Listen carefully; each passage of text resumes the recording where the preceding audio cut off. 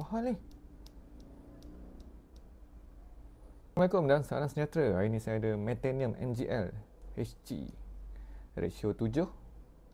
Masalah dia tam tak boleh turun. Tam tak boleh turun, sangkut. Parau pun berat. Jom kita cek apa masalah dia ni. Okey, kita dah berjaya buka. Punca tam tak boleh turun. Tengok ni. Gear ni, pinion gear sangkut. Pinion gear sangkut di bearing di bahagian tension knob ni. Dah karat ni. Ni kena tukar. Dah karat. Dia sangkut. Sepatutnya pinion gear ni tempat duduk dia kat sini. Dia patut kat sini. Dia turun naik. Bila kita tekan thumb, dia akan naik.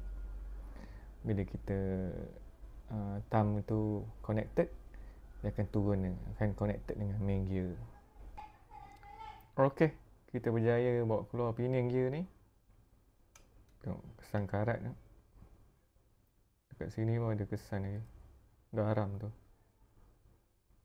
Okey, dah siap servis. Dah elok dah. Tambah. Naik turun. Kawan okey. Free spool mantap. Alright.